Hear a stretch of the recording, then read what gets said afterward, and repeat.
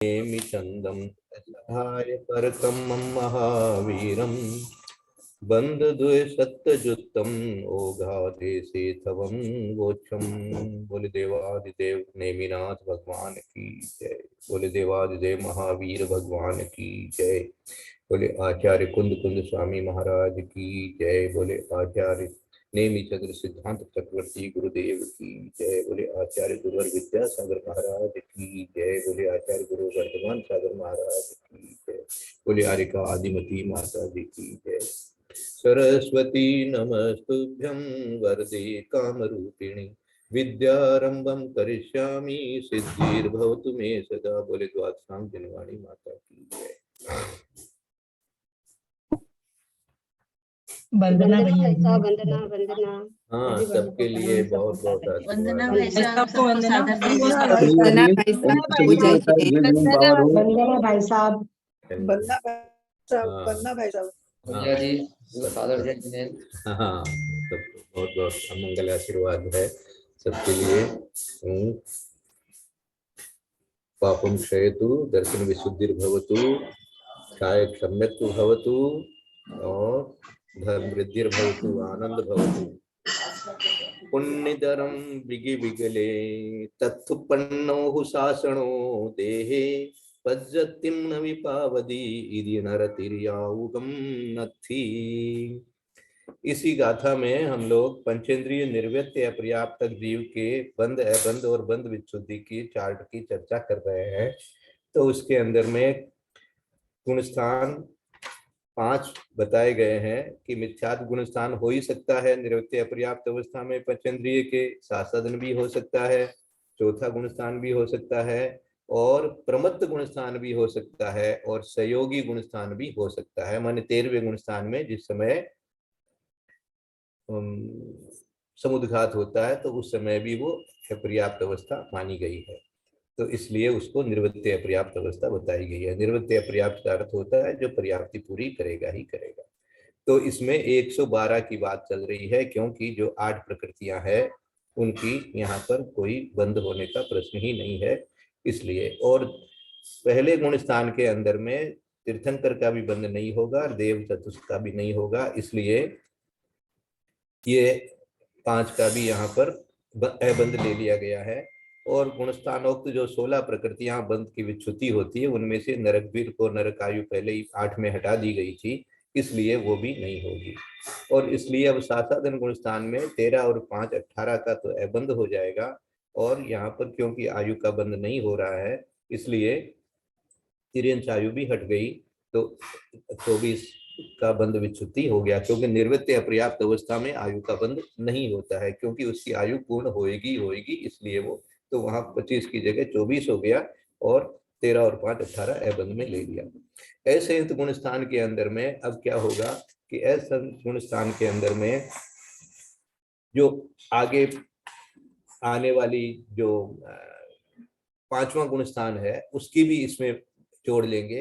तो इसलिए क्या हो जाएगा कि जो प्रत्याख्यान की 4 है वो भी इसमें जुड़ जाएगी, और जो 13 जो प्रकृतियां गुण स्थानों तो 10 और 10 में से एक जो मनुष्य आयु है वो घट जाएगी, और 4 जो है वो प्रत्याख्यान की जुड़ जाएगी। इस प्रकार से 13 को इन्होंने बंद विच्छुद्धि के लिए ले लिया। क्यों ले लिया? क्योंकि जो इसमें आगे के गुण स्थान की अपेक्षा से 5वां गुण स्थान यहाँ है नहीं, तो 5वां गुण स्थान नहीं है तो 5वें गुण स्थान की जो बंद विच्छुद्धि बतानी है वो बंद विच्छुद्धि भी इसी में इंक्लूड कर लेंगे। तो इसमें इंक्लूड करने के कारण से 4 बढ़ जाएगी, और जो 10 का बंद विच्छुद्धि होती है उसके अंदर में एक मनुष्य आयु की भी घट जाएगी, क्योंकि निर्वृत्त अपर्याप्त अवस्था में आयु नहीं बनती है। इसलिए जो मनुष्य आयु की बात थी वो पहले हट चुकी है, इसलिए 9 रह गई, और 4 ये प्रत्याख्यान की जुड़ने से 13 की बंद विच्छुद्धि आ जाएगी।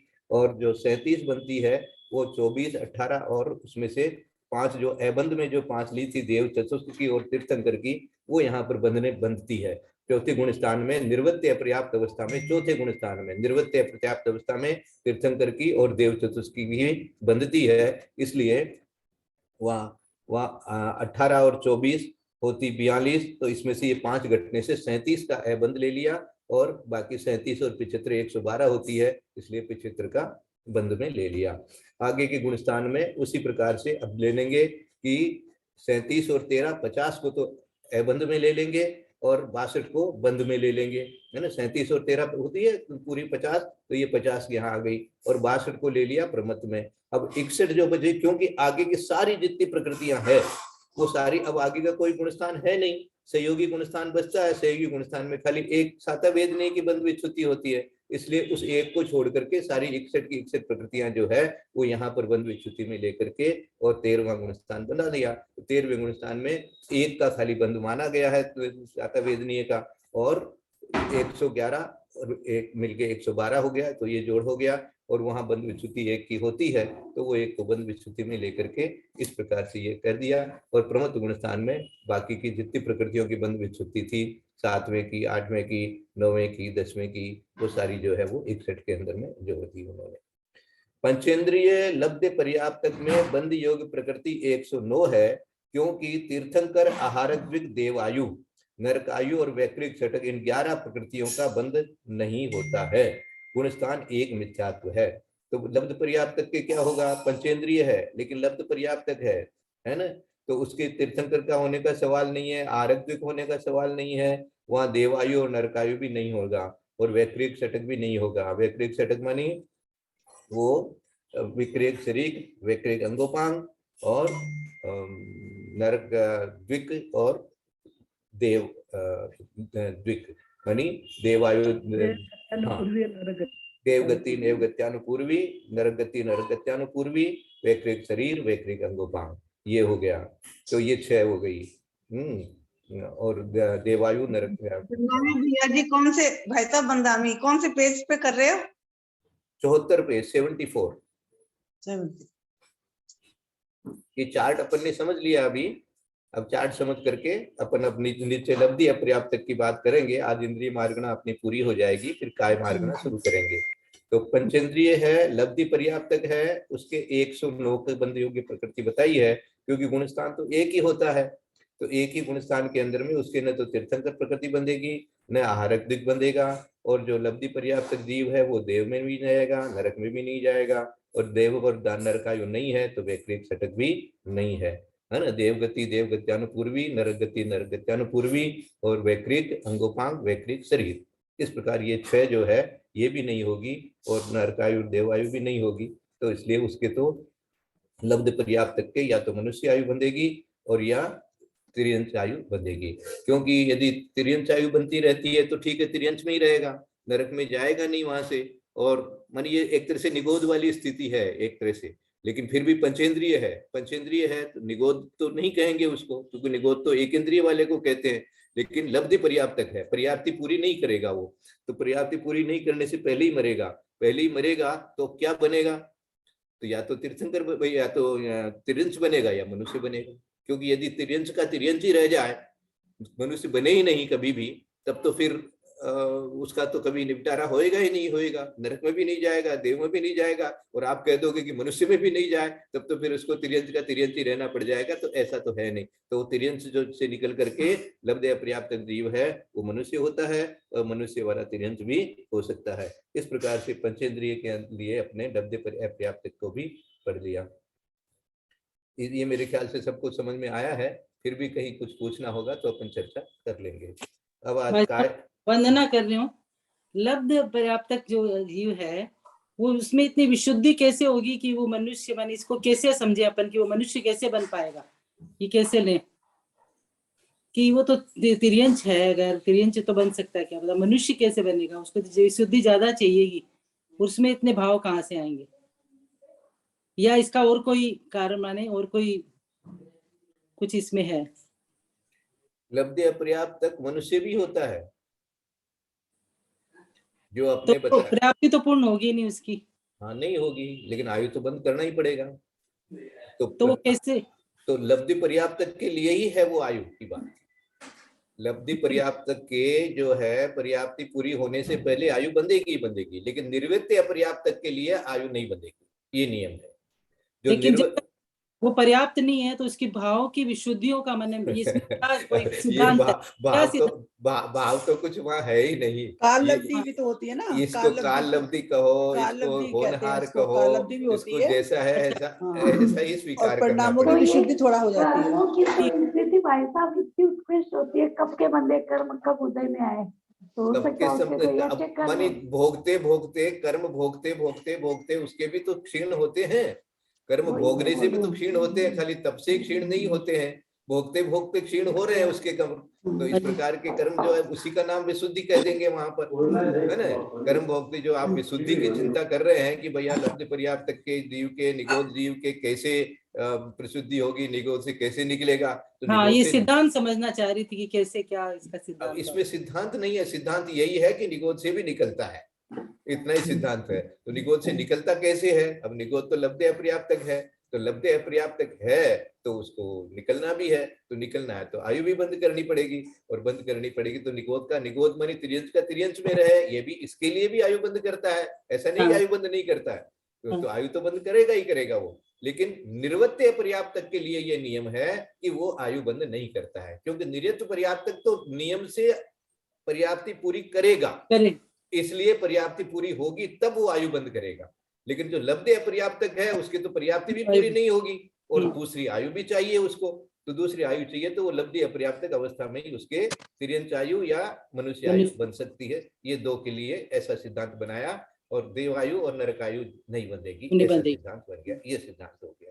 तो इसको 74 पेज पर जो लिखा है लास्ट में, इसको आप याद कर लीजिए कि पंचेंद्रिय लब्ध पर्याप्त में बंध 109, क्योंकि तीर्थंकर आहारविक द्वयायु और नरकायु और वैक्रिक षटक 6 ये और 2 ये 8, 8 और 3 ये 11, इस तरह से 11 कम हो जाने से 109 बचती है 120 में से, और 120 प्रकृतियों का बंद होगा, और क्या होगा, गुण स्थान एक ही रहेगा। तो मिथ्यात्व में ही लब्ध अपर्याप्तक अवस्था होती है, वो मिथ्यात्व ही रहेगा, वहां मिथ्या छूट भी नहीं सकता। इसलिए लब्ध अपर्याप्तक अवस्था में चाहे से कोई एक इंद्रिय जीव हो, 2 इंद्रिय हो, 3 इंद्रिय हो, 4 इंद्रिय हो, 5 इंद्रिय हो, कोई भी हो, तो वो जो है रहेगा इसी में रहेगा,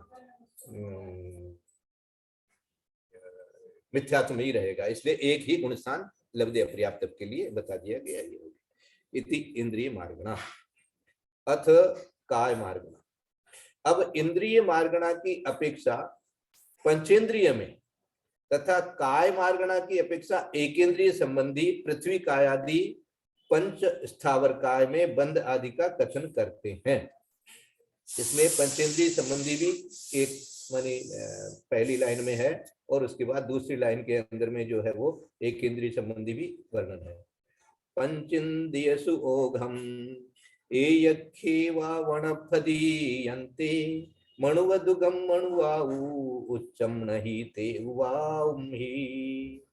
पंचेन्द्रियेषु ओघम एयख्येवा वनपदीयन्ते मणुवदुगम मणुवाऊ उच्चम नहि ते उवाउहि। इसकी संस्कृत छाया है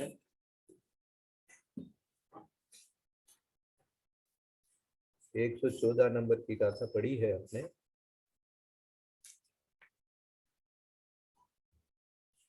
पंचेन्द्रियेषु ओघः एकाक्ष इव वनस्पत्यन्ते मनुष्य द्वयम मनुष्यायु रुच्चम नहि तेजो वायो। पंचेन्द्रिय जीवों के विच्छुति आदि गुणस्थान की तरह समझना, कुछ विशेषता नहीं है। ये बात पहले भी इन्होंने लिख दी थी, और इसका मैंने कहाँ से लिखी थी, बोले हम आगे की गाथा से लिख रहे हैं। ये बात देखो एक 72 पेज पर लिखी हुई थी, 72 पेज पर नीचे पड़ा हुआ है।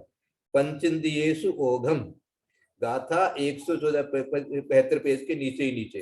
पंचेन्द्रियेषु ओघम गाथा 114 के इन वचनों के अनुसार पंचेंद्रिय जीव संबंधी बंध अबंध आदि का कथन गुण स्थान के समान जानना चाहिए, इसमें कुछ भी विशेषता नहीं है।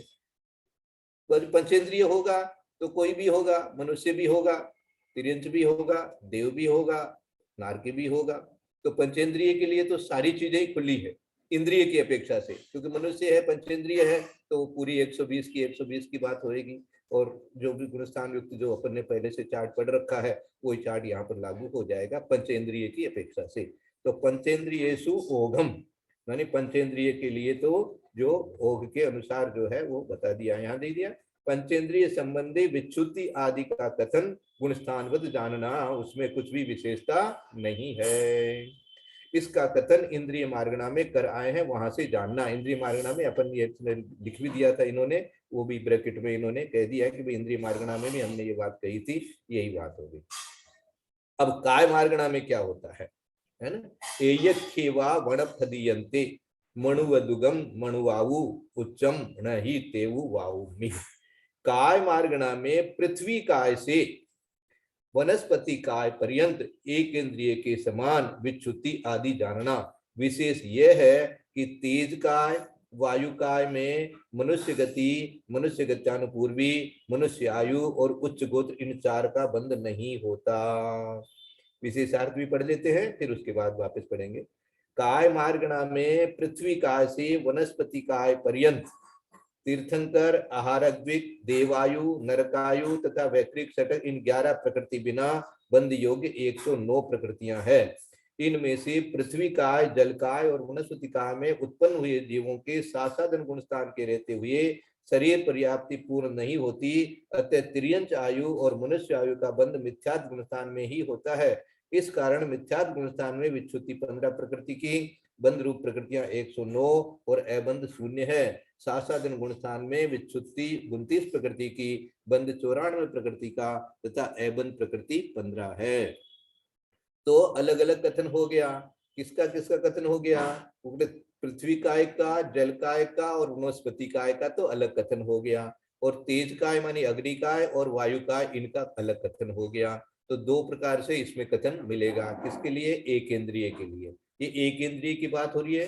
पहले तो दे दिया पंचेंद्रियेषु ओघम, एक एक ओघम, यहाँ तक तो हो गया पंचेंद्रिय वाली बात। अब एयखे, अक्ष मानी इंद्रिय होती है, तो एयखे एकाक्ष, संस्कृत में दिया एकाक्ष इव वनस्पत्यन्ते, है ना। पंचेंद्रियेषु ओघ एकाक्ष इव वनस्पत्यन्ते, मानी एकाक्ष इव वनस्पत्यन्ते, मानी पृथ्वी कायक से लेकर के, यहाँ दे दिया इन्होंने पृथ्वी काय आदि, एकाक्ष मानी एक इंद्रिय में जो पहला जो लिखते हैं वो किसको लिखते हैं? पहले पृथ्वी कायक, अग्नि कायक, इस प्रकार क्रम चलता है ना।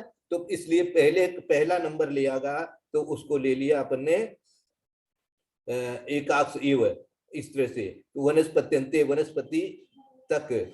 और पंचेंद्रिय जीवों के विच्छुद्धि आदि गुणस्थान की तरह जानना कुछ विशेषता नहीं है। और काय मार्गणा में पृथ्वी काय आदि वनस्पति काय पर्यंत में एक इंद्रिय की तरह विच्छुद्धि आदि जानना। विशेष यह कि तेज काय तथा वायु काय में मनुष्य गति, मनुष्य गत्यानुपूर्वी, मनुष्य आयु और उच्च गोत्र, इन 4 प्रकृतियों का बंध नहीं होता है। और गुणस्थान एक मिथ्या दृष्टि ही है।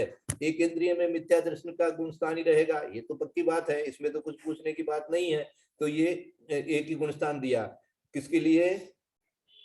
तेज काय के और वायु काय के लिए। लेकिन 3 जो है पृथ्वी काय, जल काय और वनस्पति काय, इनके अंदर में 2 गुणस्थान बता दिया गया है। चार्ट देखो नीचे आगे 75 पृष्ठ के ऊपर में कि पृथ्वी कायक, जल कायक और वनस्पति कायक में तो 2 गुणस्थान बताए हैं, और नीचे लिखा तेज काय और वायु काय में मनुष्य अधिक, मनुष्य उच्च गोत्र बिना प्रथम कृति है, गुणस्थान एक मिथ्यात्व ही है। इसका अर्थ क्या हो गया? इसका अर्थ ये हो गया कि कोई भी सम्यक दृष्टि जीव कहाँ जा सकता है? पृथ्वी काय, जल काय और वनस्पति काय में जा सकता है। क्योंकि सासाधन गुणस्थान कब आता है?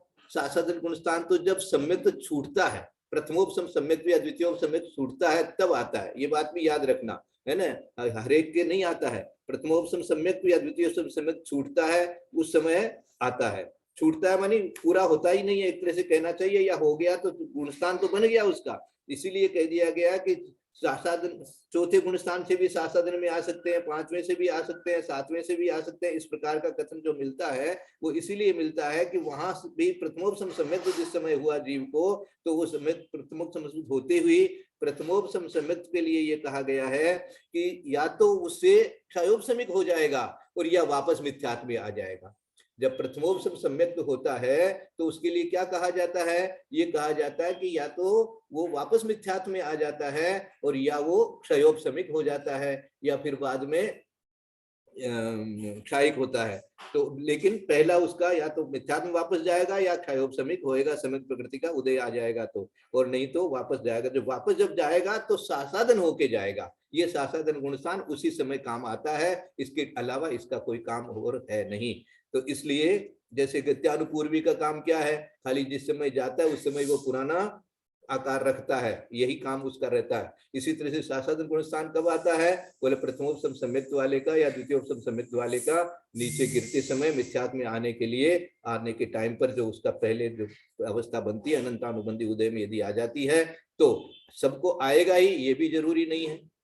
तो इसलिए गिरेगा तो उस समय ये आएगा। तो ये आया, तो पृथ्वी कायक, जल कायक और नश्वर कायक में बंध। इसलिए अब यहाँ पर क्या बंध की 109 लिया। 109 क्यों लिया, क्योंकि इसमें पहले चार्ट में देखो तो 11 का अबंध, 11 का इन्होंने कहा कि बंध है ही नहीं। काय मार्गना में पृथ्वी काय से वनस्पति काय पर्यंत, मानी ये पहले तो ले लिया किसके लिए, सबके लिए ले लिया है ना। यख्य वा वनस्पति वनस्पति तक, माने पांचों ही के लिए ले लिया। और फिर दिया मणुव दुगम मणुवायु उच्चम नहीं तेवु वायुम ही। अब तेज आयु के, तेज काय के लिए और वायु काय के लिए अलग विशेषता बता दी, उसके लिए ये नीचे वाली लाइन है। ऊपर वाली लाइन में तो कह दिया कि पांचों ही प्रकार के जो स्थावर हैं उनका ऐसे मानना, और दो के लिए जो है वो अलग मानना। तो उसके अंदर दो में क्या है कि मनुष्य आयु और मनुष्य द्वितीय और उच्च गोत्र, ये चार जो है इनका भी बंध नहीं होता है। ये तेवकाय और इनका बंध योग्य प्रकृति, इनका बंध होता है। किसके, तेज का, तेज काय वायु काय में मनुष्य द्वितीय मनुष्य आयु उच्च गोत्र बिना इनको चार को छोड़ दिया इन्होंने। तेज कायु को, वायु काय को, मनुष्य दिक, मनुष्य आयु और उच्च गोत्र बिना बंध योग प्रकृति 105 ही है। 109 की जगह 105 कर दिया इनके लिए, इन दो के लिए। तो ये दो के अंदर में क्या हो गया, दो के अंदर में आपके मनुष्य दिक भी नहीं बंधेगा, मनुष्य आयु नहीं बंधेगा और उच्च गोत्र नहीं बंधेगा। इसका मतलब ये हो गया कि अग्नि काय से और वायु काय से मनुष्य नहीं होता है, अग्नि काय से और वायु काय से मनुष्य नहीं होता है, क्योंकि तेज काय और वायु काय में मनुष्य द्वित, मनुष्य आयु और उच्च गोत्र बिना, मानी ये भी नहीं है, बंद योग्य ही नहीं है, बंद ही नहीं होगा इनका। तो इसका मतलब बाकी तीन से ही मनुष्य में आ सकता है, और इन दो से तो वापस उसको तिर्यंश ही होना पड़ेगा। तेज का मानी दूसरी तिर्यंश, देव तो है नहीं, देवायु है नहीं, है ना। क्या क्या देखो पहले से हटाओ। काय मार्गना में पृथ्वी काय तीर्थंकर मनुष्य आहार दिक देवायु नरकायु तथा वैकृतिक षटक, ये 11 तो है नहीं। इसका मतलब क्या हो गया कि एक इंद्रिय जीव न तो देव में जाएगा और न नरक में जाएगा। एक इंद्रिय जीव न तो देव में जाएगा न नरक में जाएगा। और ये किसके लिए हो गया, ये एक साधारण कथन हो गया। लेकिन यदि वो एक इंद्रिय जीव यदि अग्निकायक है और वनस्पति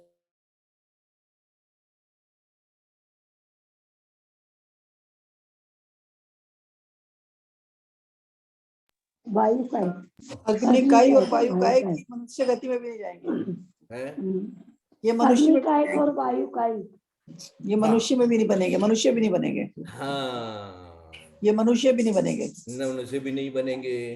तो क्या हो गया, अब तिर्यंश मनुष्य बने हो तो अग्निकाय से तो नहीं आए हो, वायु कायक से भी नहीं आए हो, अब कहाँ से आए हो ये पता नहीं अपने को, है ना। कम से कम इन दो से तो नहीं आए हो, ठीक है ना। तो ये इसलिए ऐसा हो गया। तो अब बाकी तीन के लिए 109 की बात समझ में आ गई, क्योंकि जैसे 11 पहले बताया था एक इंद्रिय के हिसाब से बता दिया था, वैसे ही यहाँ पर बता दिया कि जो एक इंद्रिय है वो 109 प्रकृति का बंद कर सकता है। और विच्युति 15 की बताई, क्योंकि 16 जो होती है उसके अंदर में इसके 16 - 3 नरक द्वित ये वगैरह नरकायु, ये 3 का तो क्योंकि वो 11 में से हटा चुके हैं, अब मनुष्य आयु और तिर्यंच आयु भी नहीं बंधती है। मिथ्यात्व गुण स्थान में किसके लिए दिया है ये? अब छूट जाएगी, मनुष्य आयु और तिर्यंच आयु छूट जाएगी, इसलिए बंध विच्छुद्धि में उसको पकड़ा है। बंध विच्छुद्धि में 15 को पकड़ा, मैंने 13 की जगह 15 कर दिया। यहाँ 13 की बंध विच्छुद्धि होती, 16 में से 3 गई तो 13 की बंध विच्छुद्धि होती, तो उसके लिए, लेकिन मनुष्य आयु और तिर्यंच आयु की भी विच्छुद्धि मिथ्यात्व अवस्था में हट गई। तो क्या हो गया? जब तक वो मिथ्यात्व अवस्था में है तब तक ही उसके मनुष्य आयु और तिर्यंच आयु बंधेगी, सासादन के समय नहीं बंधेगी। तो इसलिए उसको सासादन के लिए बंध विच्छुद्धि में पकड़ दिया, आगे के गुणस्थान के लिए, आगे के गुणस्थान के लिए उसको बंध विच्छुद्धि में एक तरह से पकड़ दिया। तो 15 जो विच्छुद्धि दिखाई है वो इसीलिए दिखाई है कि उसमें उसको 13 की बंध विच्छुद्धि, तो 16 में से 3 गई, नरकायु और नरक द्विक, क्योंकि 16 में 3 ये इंक्लूडेड तो होती है। 16 का जो नाम अपन पढ़ते हैं उसमें नरकायु भी है, नरक द्विक की भी बंध विच्छुद्धि होती है, वो यहाँ पर है नहीं, क्योंकि 11 में पहले से घटा चुके हैं, हम लोग हटा चुके हैं, 109 की रखी है। अब 109 में से भी 15 की विच्छुद्धि हो जाएगी यदि पहला गुणस्थान नहीं होगा तो, अर्थात यदि वो सासादन में है ना, एक इंद्रिय जीव सासादन में भी हो सकता है, क्योंकि जब समय तो छूटता है तो यहाँ पर आता है, कौन आ सकता है? पृथ्वी काय में आ सकता है, जल काय में आ सकता है और वनस्पति काय में आ सकता है। वो तेज काय में तो न तो आ सकता है, वायु काय में भी नहीं आ सकता है और न जा सकता है, ये भी हो गया। वो 2 इंद्री 3 इंद्री 4 इंद्री भी बन सकता है। हाँ? वो तो तिर्यंच है ना। हाँ, तिर्यंच में 2 इंद्री 3 इंद्री 4 इंद्री बन सकता है, खाली एक इंद्री नहीं बनेगा, वो पूरा तिर्यंच। लेकिन जब तक सासादन गुणस्थान रहेगा तब तक आयु नहीं बंधेगी कोई भी। अच्छा, सासादन में कोई आयु का बंध नहीं है, कोई बंध नहीं है, यही लिखा ना। देखो इनमें से, देखो इनमें से पृथ्वी कायक, जल काय और वनस्पति में उत्पन्न हुए जीवों के सासादन गुणस्थान के रहते हुए शरीर पर्याप्ति पूर्ण नहीं होती, अतः तिर्यंच आयु और मनुष्य आयु का भी बंध मिथ्यात्व गुणस्थान में ही होता है, सासादन में नहीं होता है। इस कारण मिथ्यात्व गुणस्थान में विच्छुद्धि 15 प्रकृति की, बंध प्रकृतियां 109 और अबंध 0 है। यानी पूरी 109 की 109 बंध सकती है, अबंध तो 0 रहेगा ही रहेगा वहां कोई और, क्योंकि 11 अपन यहाँ इसलिए दिया है भाई साहब, वंदना करती हूँ, क्योंकि है ना ये पृथ्वी का जल का वगैरह है, सासादन गुण मारणांतिक समुद्घात तो कर सकते हैं, लेकिन पर्याप्ति पूर्ण नहीं, वो सासादन के साथ में वहां जन्म नहीं ले सकते। जैसे सासादन गुणस्थानवर्ती कोई जीव है, इन पर्याय में जन्म लेने जा रहा है, तो मरणांतिक समुद्घात तो मरण के पहले करता है, तो उस स्थान को टच तो कर सकता है उस गुणस्थान के साथ में, परंतु उसके साथ में जन्म नहीं ले सकता है। तो जन्म मरण के बाद में वो मिथ्यात्व में आकर ही जाएगा वहां। इसीलिए यहाँ बोलते हैं ना कि उसके शरीर पर्याप्ति पूर्ण नहीं होती। पृथ्वी काय, जल काय, वनस्पति काय में उत्पन्न हुए जीवों के सासादन गुणस्थान के रहते हुए शरीर पर्याप्ति पूर्ण नहीं होती, नहीं क्या ऐसा तो पढ़ा है गति आगति में। तो आपने ठीक पढ़ा है। अब इसमें आप खाली मारणांतिक समुद्घात वाली बात ही क्यों लेते हो? नहीं, वो तो हम इसलिए ध्यान में आ गया तो मैंने बोल दिया, क्योंकि ये पढ़ा कि वहाँ उसके कर तो सकता है, लेकिन मिथ्यात्व के साथ ही जाएगा वो, क्योंकि एक इंद्रिय में जाएगा तो सासादन के साथ जाने का सवाल ही नहीं उठता उसका।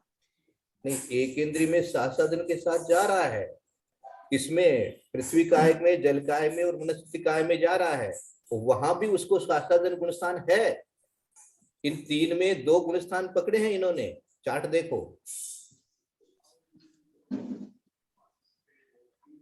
हाँ, एक इंद्री में, एक इंद्री से लेके 4 इंद्री तक के 2 गुणस्थान माने हैं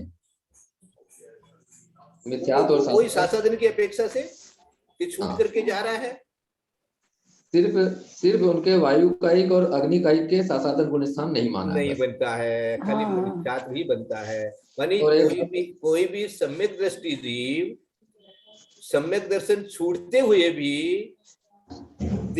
अग्नि कायक और वायु कायक में नहीं गया, वो तो है ही नहीं। मनुष्य गति से ऐसे भी नहीं है, मतलब जैसे अपन पढ़ते हैं कि मनुष्य के लिए वो भी है, निकलने के लिए तो 25 रास्ते हैं, लेकिन आने के लिए ये दोनों नहीं है रास्ते। ये दोनों तो अलग ही है ना, ये दोनों मनुष्य गति में नहीं आ सकते। अच्छा, बहुत अच्छा। तो मनुष्यता चाहे वो मिथ्या दृष्टि हो चाहे सम्यक दृष्टि हो, हाँ, तो वो भी, वो तो बात इनमें नहीं जाएगा, वो तो अलग बात हो गई। अब यहाँ नहीं जो सासादन पृथ्वी कायक, जल कायक और वनस्पति कायक, इन तीन में जो सासादन गुणस्थान स्वीकार किया है वो किस अपेक्षा से किया है? सासादन गुणस्थान कब होता है? बोले जब प्रथमोपसम या द्वितीयोपसम सम्यक से छूटता है तब। ये बात कुसुम दीदी आप उस दिन शायद नहीं थी, उस दिन ये बात अच्छी तरह से निकली थी कि सासादन गुणस्थान कब होता है। अब बताओ, आप बताओ शास्त्र, आपका क्या बना हुआ है ज्ञान? सासादन गुणस्थान तो हमेशा ही अनंतानुबंधी के उदय से होगा और गिर उतरते हुए होगा। प्रथमोपसम से किसको होगा? हाँ, खाली प्रथमोपसम वाले, प्रथमोपसम या प्रथमोपसम वाले, उपसम वाले के, हाँ उपसम वाले, उपसम वाले के। क्षायक वाला तो जाएगा नहीं, क्षायक तो छूटता नहीं है। वो क्यों गिरेगा ऊपर? जिनके सत्ता से ही खत्म हो गया। और क्षायोपसमिक वाला भी नहीं जाएगा, नहीं जाएगा। हाँ, उपसम वाला के लिए है खाली खत्म। बहुत अच्छा, बहुत अच्छा, याद हो गया। तो अब जो उपसम में क्या है? या तो प्रथमोपसम है या द्वितीयोपसम है। तो उस समय उसका अनंतानुबंधी का उदय आ रहा है, मिथ्यात्व का उदय अभी आया नहीं। उस समय वो एकेंद्री में भी जा सकता है। जैसे जैसे कोई जीव को सम्यक दर्शन हो रहा है, चाहे वो मनुष्य है, चाहे वो तिर्यंच है, चाहे वो देव है या नारकी भी है। मान लो प्रथमोपसम सम्यक वहां करा, और प्रथमोपसम सम्यक करने से प्रथमोपसम सम्यक का क्या अंत है? या तो वापस मिथ्यात्व में आ जाए और यक्षयोपसम में चला जाए, यक्षयोपसम में चला जाए। तो वो अब वापस मान लीजिए आ रहा है, तो आते समय उसके सासादन गुणस्थान बनेगा। तो आते समय सासादन गुणस्थान किस सम्यक दृष्टि के बनेगा? बोले ये तीन में ही जाएगा, वो इन तीन में ही जाएगा। मानी जैसे देव अपने कहते हैं ना भाई, जो देव है वो देव आयु से भी आ जाता है एक इंद्री में। तो एक इंद्री में भी कहाँ आ जाता है? बोले ये तीन में आ जाता है, पृथ्वी जल वनस्पति वायु। वायु में और अग्नि में नहीं जाता। तो इसलिए उनका कथन ही अलग है, वायु का ही, तेज का ही, का हर बात अलग ही आती है उनकी। हाँ, क्या अलग ही आती है। ये अपने को मिल गया। तो इसलिए सासादन गुणस्थान इन तीन जो है। भाई साहब ये लाइन वापस पढ़िए थोड़ा, अभी भी मुझे डाउट। इनमें से पृथ्वी काय, जल काय और वनस्पति काय में उत्पन्न हुए जीवों के सासादन गुणस्थान के रहते हुए शरीर पर्याप्ति पूर्ण नहीं होती। उत्पन्न हुए जीवों के सासादन के रहते हुए, उत्पन्न हुए जीवों के सासादन के रहते हुए, उत्पन्न हुए जीवों के सासादन के रहते हुए। मतलब जो जीव सासादन गुणस्थान के साथ निकल रहा है, ठीक है, और इनमें जन्म ले रहा है, इनमें आ गया, हाँ आ गया, मतलब उत्पन्न हुआ है, सासादन तो उसके शरीर पर्याप्ति पूर्ण नहीं होती। इसी शब्द में मैंने कहा था कि वो जीव उसके साथ मारणांतिक समुद्रघात तो कर सकता है उस गुणस्थान के साथ में, तो चला गया उस स्थान पर, लेकिन वो वहां जन्म नहीं ले सकता उसके जब तक वो पर्याप्त है। मरना ही नहीं ना, मारणांतिक समुद्रघात में तो मरता ही नहीं है, वो तो मरना नहीं है, वहां तक तो गया है, वापिस आ गया है। इसलिए वो टच करके आ गया, वहां तक अपर्याप्त अवस्था नहीं हुई है, उसकी अपर्याप्त अवस्था नहीं हुई है, वहां वो मरण नहीं है। इसीलिए हम बोल रहे हैं शरीर पर्याप्ति उसकी मिथ्यात्व अवस्था में होगी, हो जाएगा। सासादन होते हुए जा रहा है, नहीं जाएगा, छूट जाएगा वही भाई साहब। पहले क्या मरण के पहले छूट जाएगा सासादन गुणस्थान। सासादन तो वहां एक इंद्री में जा तक, वहां तक है, पहुंच गया, वहां तक है। ये विचार करो, तो विग्रह गति में वो सासादन लेके जा रहा है। बिल्कुल, यही तो कह रहे हैं, में जाने वाला। हाँ, विग्रह गति में सासादन जा सकता है, जाता है। पृथ्वी कायक, जल कायक और वनस्पति कायक। हाँ वो ठीक है, वो तीनों इन्हीं काय की बात कर रहे हैं। इनमें से पृथ्वी कायक, जल कायक, वनस्पति कायक में उत्पन्न हुए जीवों के, उत्पन्न हो गया जीवों के सासादन गुणस्थान के रहते हुए उत्पन्न हुए। यहाँ से बात फर्क आ गई ना, उत्पन्न हुए जीवों के सासादन गुणस्थान के रहते हुए शरीर पर्याप्ति पूर्ण नहीं होती है। शरीर पर्याप्ति की बात नहीं कर रहे हैं, गुणस्थान की बात कर रहे हैं।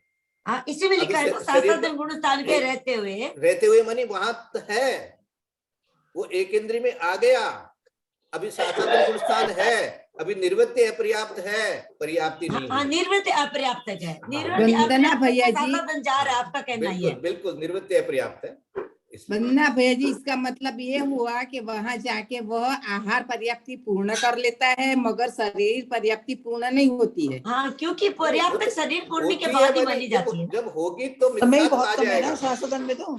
जब उसकी शरीर पर्याप्ति पूरी होगी तो मिथ्या तो आ जाएगा, ये कह रहे क्योंकि हैं। शासदन में समय ही नहीं है, समय समय बहुत कम है। हाँ, तो क्या दिया, तो इन तीनों में उत्पन्न हुआ, मानी उत्पन्न हो गया, उत्पन्न तो हो गया लेकिन अभी निर्वृत्ति अपर्याप्त है। वो निर्वृत्ति अपर्याप्त अवस्था में उसके सासाधन गुणस्थान है। तो निर्वृत्ति अपर्याप्त अवस्था का पहले आया था कि सासाधन का समय निर्वृत्ति अपर्याप्त से भी कम है। कम है, हाँ। हाँ, ये एक लाइन समय आपको कम। याद है कि नहीं है? आई थी हाँ कल याद है, परसों आई थी कम है उसका। हाँ याद है। वो लाइन कहाँ पर है? आप जिनको नहीं पढ़ी हो उनको पढ़ा देते हैं, अंडरलाइन पढ़िए। करके। हाँ, क्योंकि सासाधन गुण स्थान का समय इससे भी कम है। निर्वृत्ति इसमें आ अपर्याप्त गया, अवस्था, है ये ना? किताब मैंने निकाली, इसमें लिखा है सासाधन गुण स्थानवर्ती जीव बादर एक इंद्रिय, दो इंद्रिय, तीन इंद्रिय, चार इंद्रिय और पंचेंद्रिय में उत्पन्न हो सकता है। वो तो है, वो मान सासाधन गुण स्थान है वहां पर, मन में हाँ, वही। वहां से हट रहा है, जा रहा है यहाँ। तो ये पेज गुणस्थान से वर्णन करने 72 में वाले आया जीव भाई। अपर्याप्त अवस्था में मिथ्यात्व को पेज प्राप्त हो जाता है। 72 में आया है, ये 113 की जो विवरण है ना, हाँ, इसमें आया है कि हाँ, अल्पकाल है, क्योंकि सासाधन हाँ, गुणस्थान काल अल्प और निर्वृत्त पर्याप्त का काल अधिक होने से हाँ, सासाधन गुणस्थान में हाँ, शरीर ये पर्याप्त पूर्ण नहीं हाँ, होता। शासन गुणस्थान का काल अल्प और निवृत्ति हाँ। अपर्याप्त का काल ज्यादा है। तो शासन इसलिए गुणस्थान तो काफी- देर सी देर रहा, अभी निवृत्ति पर्याप्त तो है वो अभी तक, लेकिन अब निवृत्ति पर्याप्त पूरी होएगी तब तक तो उसका मिथ्यात्व आ जाएगा। मानी निवृत्ति अपर्याप्त अवस्था में ही उसके दो गुणस्थान बन गए, निवृत्ति अपर्याप्त में ही दो गुणस्थान बन गए। पहले उसका सासाधन था और फिर उसके, क्योंकि सासाधन तो थोड़ी सी देर रहेगा, थोड़ी सी देर सासाधन रहा और फिर मिथ्यात्व हो गया और फिर पर्याप्ति भी पूरी करी, तो पर्याप्ति जो है वो शरीर एक पर्याप्ति हुए मिनट भाई साहब, मैंने गुणस्थान प्रवेशिका में सासाधन गुणस्थान निकाला है, उसमें गुणस्थान प्रवेशिका में सासाधन गुणस्थान का विवरण जो है 23 पृष्ठ पे। बोलिए। इसमें 13वां पॉइंट है एक तो, और एक 9वां पॉइंट है, जो 9वां तो अपने अभी आप बताई थे 23 पेज पे। हाँ, तो भाभी तो उत्पन्न नहीं होते भी निवृत्ति अपर्याप्त अवस्था में है ना वो। नहीं, मैं यही तो बोल रही हूँ ना, ये जो है ना हाँ, एकेंद्रिय में जो ये 13वां गुणस्थान जो है ना, 13वां पॉइंट, 13वां सासाधन गुणस्थान वर्ती जीव एक इंद्रियों में सासाधन गुणस्थान सहित उत्पन्न नहीं होते, किंतु हाँ, वे ये क्या? एक इंद्रियों में मारणांतिक समुद्घात करते हैं। एक इंद्रियों में वो आ गया, मैं वही बोल रही हूँ ना, कोई जीव सासाधन गुणस्थान वर्ती है, एकेंद्रिय में जन्म लेगा तो मारणांतिक समुद्घात तो कर लेगा, उस गुणस्थान के साथ में टच करके आएगा अंतर्मुख, पहले जो होता है नियम, इसका मतलब अगर कोई करता, लेकिन उत्पन्न नहीं होते इस सहित। इसका मतलब ये हो गया कि वो मैं मारणांतिक, बोल रही हूँ। नहीं वो तो ठीक है, एक इंद्रियों में मारणांतिक समुद्घात करते हैं, इसका मतलब वो जिस समय वो मारणांतिक समुद्घात किया है उस तभी समय जाते हैं खाली। एक सेकंड, जिस समय वो एक इंद्रिय मारणांतिक समुद्घात किया है उस समय उसके सासाधन गुणस्थान है। हाँ, वो ठीक है, उसमें वो कोई तो- बात नहीं, हो तो भी मरा ही नहीं है ना, वो तो वहाँ तो वो होगा तो ही जीवित ना, अवस्था है उसकी। वो तो हो गई ना उसको, क्योंकि शासन से वहाँ नहीं, ये जो जन्म लिखा है लेना ना, एक इंद्रियों में सासांग गुण सहित उत्पन्न नहीं होते, इस बात पर मैं ये आपसे पूछ रही हूँ कि अपन आप बोल रहे हैं कि उत्पन्न हुआ है वो एक इंद्रिय में सासाधन के साथ में, तो ये कंफ्यूजन हो रहा है। विरोध तो आ रहा है। यहाँ पर एक इंद्रिय नहीं। जीव मर के तो नहीं उत्पन्न होगा, लेकिन कोई भी जीव एक इंद्रिय में तो उत्पन्न हो सकता है ना, सासाधन गुण स्थान से। वो ठीक है, वो तो कोई वो उसकी तो मना ही नहीं कर रहे। विवक्षा चल रही है, वही तो विवक्षा चल रही है यहाँ पर। नहीं कोई नहीं, ये जीव- विवक्षा ये चल रही है कि सासाधन गुणस्थान के रहते हुए इनमें नहीं, से आप पृथ्वी गलत काय, समझ रहे जल काय, वनस्पति काय में उत्पन्न हुए जीवों के हाँ, तो उत्पन्न सासाधन क्या चीज गुणस्थान हुआ? के रहते हुए शरीर जैसे ही पर्याप्ति ये- पूर्ण नहीं होती ये- और जन्म नहीं होता, वही बात हो गई ना। जो आदमी ने मरण किया, दूसरे गति में उसकी आयु चालू हो गई एक इंद्रिय की, तो एक इंद्रिय में सासाधन गुणस्थान उसका था और पर्याप्ति पूरी होने के पहले पहले वो छूट गया सासाधन। एक इंद्रिय में सासाधन गुणस्थान की बात नहीं है भाई साहब, नहीं, सासाधन गुणस्थान वर्ती कोई जीव एक इंद्रिय में उत्पन्न होने जा रहा है। हाँ, वही तो बोल रहा हूँ, वही तो हो रहा है ना, सासादन गुण स्थान वर्ती जीव एक इंद्रिय में उत्पन्न हो रहा है, तो विग्रह गति में तो एक इन्होंने जो एक मिनट भाई साहब क्लियर, ये भाषा लिखी है ना इन्होंने, देखो ये 13 नंबर पॉइंट में दीदी लिखा है। ठीक बोल रही, सुनो सुनो ध्यान से सुनो, दीदी जो पॉइंट आउट कर रही है उसको समझो। दीदी ये कह रही है कि सासादन गुणस्थान वर्ती जीव एक इंद्रियों में सासादन गुणस्थान सहित उत्पन्न नहीं होते। नहीं होते। एक सेकंड रुको, यहाँ बोल रहे हैं सासादन गुणस्थान सहित उत्पन्न नहीं होते, और यहाँ माता जी ने जो सुनो सुनो, और माता जी ने क्या लिखा है, माता जी ने ये लिखा है कि इनमें से पृथ्वी काय जल काय वनस्पति में उत्पन्न हुए जीवों के, अब ये उत्पन्न होने वाले जीवों के, मतलब कोई जीव इनमें उत्पन्न होने जा रहा है, ये समझिए आप। हाँ वो तो समझ लिए। हाँ, अब उसके बाद में उन्होंने लिखा है कि उसके शरीर पर्याप्ति पूर्ण नहीं होती, वो तो ठीक है, वो तो समझ फिर जन्म नहीं हुआ ना है। अच्छा जन्म नहीं हुआ, नहीं होगा। एक आपके अपन सासादन वाला एक इंद्र में चला जाएगा, तो फिर चतुर्थ गुणस्थान वृत्ति की बात अपन लोग इतनी कर रहे थे कल परसों, कैसे समझ में आए? एक इंद्र में सासादन गुणस्थान के साथ कैसे जन्म हो सकता है? कुसुम दीदी 9 नंबर में तो आया है कि हो सकते हैं, 9 नंबर पॉइंट भी पढ़िए। बादर एक इंद्रिय, 2 इंद्रिय, 3 इंद्रिय, 4 पंचेंद्रिय में उत्पन्न हो सकता है, वही तो दोनों पॉइंट मैंने कहा है। 9 नंबर में क्या है, 13 नंबर में क्या है? ऐसा है ना, ये पर्याप्ति तक हो सकता है, पर्याप्ति पूर्ण नहीं करेगा सासादन के साथ। इसका मतलब ये है पर्याप्ति से तो रहेगा। 9 नंबर और 13 नंबर की भाषा में ठीक से यदि माइन्यूटली देखोगे तो विरोध आ रहा है। वही मैं बोल रही हूँ, मैं इसीलिए आपको कहा कि मैंने बहुत ध्यान से 9 नंबर पॉइंट में और 13 नंबर पॉइंट में विरोध आ रहा है। और दीदी जब पॉइंट आउट कर रही है वो कर रही है, ध्यान से देखो, 9 नंबर पॉइंट में 13 नंबर पॉइंट में विरोध बनता है, विचार करो, कौन से वर्ड बाय वर्ड पढ़ो, पेज नंबर 23 में, ये जो अपने गुणस्थान वाली जो 9 नंबर में दिया है, सासादन गुणस्थान वर्ती जीव बादर, बादर की बात है, सूक्ष्म की नहीं है। बादर एक इंद्रिय, 2 इंद्रिय, 3 इंद्रिय, 4 इंद्रिय व पंचेंद्रिय में उत्पन्न हो सकता है। इसमें भी क्या है, 2 आचार्यों के मत अपने को बताए थे, यदि विश्वाचार्य और कुछ कह रहे हैं, वीरसेनाचार्य कुछ और कह रहे हैं, तो इसमें इतना डिटेल तो नहीं है, लेकिन ये पॉइंट में तो उत्पन्न हो सकता है। और 13वें नंबर के पॉइंट में दे दिया, सासादन गुणस्थान वर्ती जीव एक इंद्रियों में सासादन गुणस्थान सहित उत्पन्न नहीं होते, किंतु वे एक इंद्रियों में मारणांतिक समुद्घात करते हैं। तो दोनों में फर्क आ गया ना। भाई साहब 1 मिनट में बोलना चाह रही हूँ। जो जीव सासादन गुण स्थान वर्ती है और एक इंद्रिय का बांध लिया उसने कि एक इंद्रिय में जा रहा है, उस समय तक उसके सासादन गुण स्थान है, तो सासादन गुण स्थान वर्ती जीव एक इंद्रिय, 2 इंद्रिय में उत्पन्न हो सकता है, तो पर्याप्ति पूर्ण होने के पहले उसका खत्म हो जाएगा गुण स्थान। जब पर्याप्ति पूर्ण हो गया, ये देखो पर्याप्ति की तो बात ही मत लाओ, ये दोनों सुनो ध्यान से सुनो, ये जो 9 नंबर और 13 नंबर ये दोनों ही जो बात है, ये निर्वृत्ति अपर्याप्त अवस्था की बात है, इसमें तो कोई संदेह नहीं, ठीक है ना। इसलिए पर्याप्ति पूरी होगी, वो तो मिथ्या चला गया, वो तो है ही है, उसमें तो कुछ पूछने की बात ही नहीं है। अब यहाँ 9 नंबर में कह रहे हैं कि सासादन गुण स्थान वर्ती जीव बादर एक इंद्रिय हो सकता है, 2 इंद्रिय हो सकता है, 3 इंद्रिय हो सकता है, 4 इंद्रिय हो सकता है, 5 इंद्रिय हो सकता है। बादर कौन? सासादन गुण स्थान वाला जीव, शासन गुण स्थान मानी सम्यक छोड़ रहा है वो वाला जीव। और 13 नंबर में उसी को उल्टा कर दिया कि सासादन गुण स्थान जीव एक इंद्रियों में सासादन गुण स्थान सहित उत्पन्न नहीं होते। अब ये सासादन गुण स्थान वर्ती जीव एक इंद्रियों में सासादन गुण स्थान सहित उत्पन्न नहीं होते, तो इसका मतलब सासादन गुण स्थान में जब उत्पन्न एक इंद्रिय में नहीं हो सकते, तो फिर 9 नंबर वाली बात क्यों लिखी आपने? वंदना भाई साहब, बादर और सूक्ष्म की अपेक्षा होगा। अब देखो दीदी है दीदी, हाँ ललिता जी समझे, ललिता जी बोल रही है। हाँ ललिता जी भाई साहब, दोनों पॉइंट एक ही है, सीधी सी बात है। मारणांतिक समुद्घात तो वीरसेनाचार्य भी मानते हैं, यति वृषभाचार्य भी मानते हैं।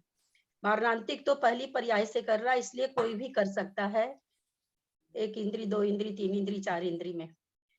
निर्वर्ती पर्याप्त अवस्था में सासादन गुण स्थान रहेगा, ये केवल यति विश्वाचार्य मानते हैं। पर्याप्ति पूर्ण होने के पहले सासादन गुण स्थान छूट जाएगा। दोनों ही पॉइंट यही कह रहे हैं, हम लोग की समझ में गलती आ रहा है, और यही नियम है, यही सिद्धांत है। वीरसेनाचार्य निवृत्ति अपर्याप्त अवस्था में नहीं मानते हैं सासादन गुण स्थान, यति विश्वाचार्य मानते हैं। पर्याप्ति पूर्ण होने पर तो एक इंद्री में, दो इंद्री में, तीन इंद्री में, चार इंद्री, पंच इंद्री, असंगी में सासादन गुण स्थान बन ही नहीं सकता है। इसलिए पर्याप्ति पूर्ण होने के पहले सासादन गुण स्थान नियम से छूट जाएगा। तो इसलिए ये जो अभी आपने जो बात बोली ये तो 9वें पॉइंट में घटती है। आपके पास शायद ये पुस्तक नहीं पहुंची होगी, ये गुणस्थान प्रवेशिका वाली नहीं है शायद दीदी। इनको जरूरत भी नहीं है, इनको सब नहीं ऐसी बात नहीं है, जरूरत नहीं वाली बात नहीं है। ये जो ये पुस्तक बहुत जरूरी है। तो ये जो बात अभी बताई गई, जो 9वां वाला पॉइंट बताया गया है वो बताया गया है पर्याप्ति अवस्था के लिए, और ये 13वां वाला जो बता दिया गया है वो निर्वृत्त पर्याप्त अवस्था के लिए बता दिया। ये फर्क निकालना पड़ेगा आपने को, क्योंकि 9वां पॉइंट के अंदर सासात जी बादर एक इंद्रिय, दो इंद्रिय, तीन इंद्रिय, चार इंद्रिय व पंचेंद्रिय में उत्पन्न हो सकता। हाँ ये हो गया निर्वृत्त पर्याप्त के लिए। एक मिनट भाई साहब, उत्पन्न होने का मतलब पर्याप्ति पूर्ण करना नहीं, उत्पन्न होने का मतलब आयु शुरू हो जाना। हाँ, उस इंद्रिय का उदय आ जाना, उस आयु का उदय आ जाना। इसलिए वहां पर उत्पन्न कह दिया गया कि उत्पन्न हो सकता है। वहाँ तो उत्पन्न का मतलब निवृत्ति अपर्याप्त अवस्था तक, इसलिए दोनों यहाँ निर्वृत्त पर्याप्त, ठीक है, सही विरोधाभास नहीं है, हम लोग के समझने में हो रहा है। मानी 9वें पॉइंट के अंदर में तो उत्पन्न हो सकता है, मानी निर्वृत्त अपर्याप्त अवस्था तक, ये उत्पन्न होने का अर्थ यहाँ आ गया।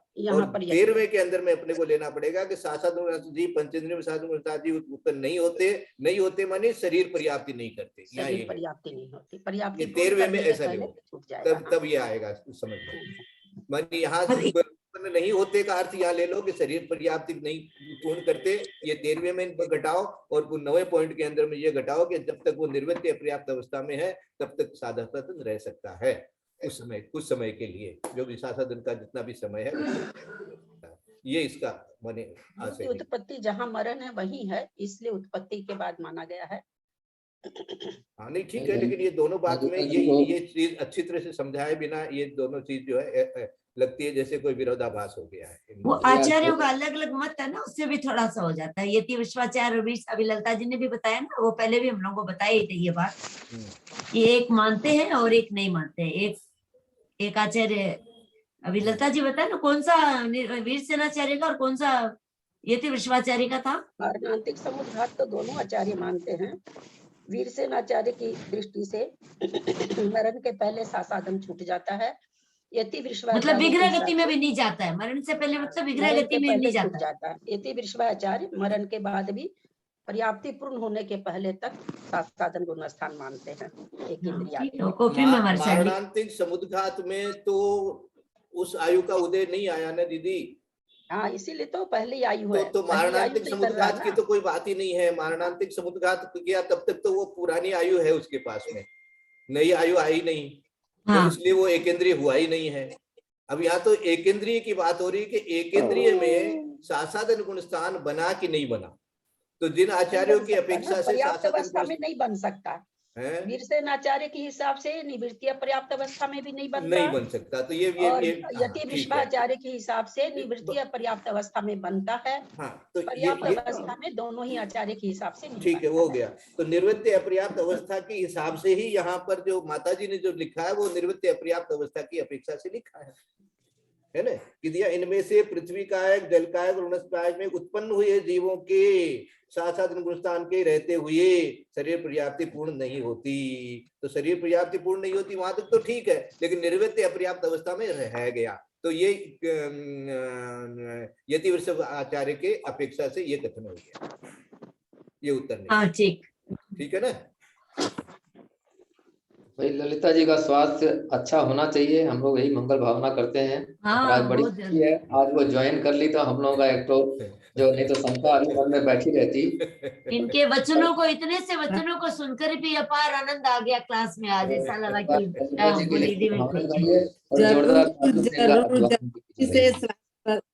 जल्दी से स्वस्थ हो जाए।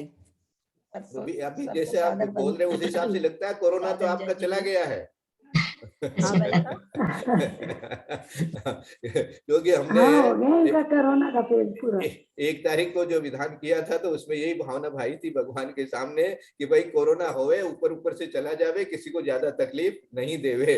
तो ये सबके वो तो सबके रहा है ये, घर घर में हो रहा है, कोई बाकी नहीं बच रहा है। कलकत्ता में तो आपके ज्यादा ही हो रहा है। हाँ, घर घर में सबको हो रहा है, तो इसलिए होने का तो अच्छा। इसके लिए देखो बात बताता हूँ, कहते हैं ये होना अच्छा है, इससे हाँ, ऐसा भी लोग बोलते हैं, जिसको बोलते हैं ना हम लोग अंग्रेजी में बोलते हैं ब्लेसिंग इन द डिस्गाइज। ये हो जाए तो क्या एंटीबॉडी और बन जाती है, तो ये एक तरह से बूस्टर का काम करता है, ऐसा भी कहा गया है। तो इसलिए घबराना नहीं, एक बार के फ्री हो जाते हैं, एक बार हो गया काम। तो घबराना नहीं, मन में हमेशा पॉजिटिव विचार रखना, और जो होता है अच्छे के लिए होता है, ऐसा विचार करके सबके लिए मंगल आशीर्वाद है। यदर्थ मात्रः पदपाठहीनं मया प्रमादादधिचिन्तनं तन्मे क्षमित्वा विदधातु देवी सरस्वती केवलबोधलब्धिं कोटि समाधि परिणाम शुद्धि स्वात्मोपलब्धि शिवसोक्ति सिद्धि चिंतामणिं चिंतितवस्तुदाने त्वां वन्दमानस्य ममास्तु देवी। वाणी के ज्ञान से सूझे लोकालोक, वाणी नमो सदा दे जिनवाणी भारती को दिन रहे तेरा शरणा गए देव भजो अरहंत को निर्गल दया धर्म सदा यही मोक्ष का पंथ जिनवाणी माता की जय।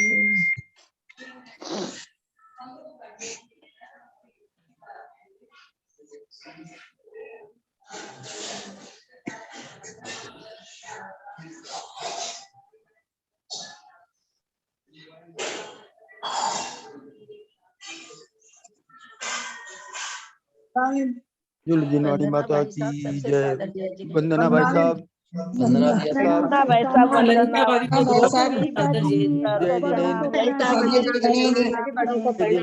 सभी से जय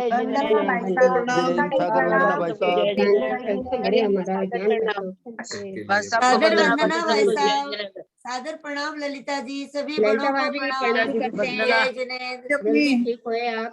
ललिता भाभी शकल दिखा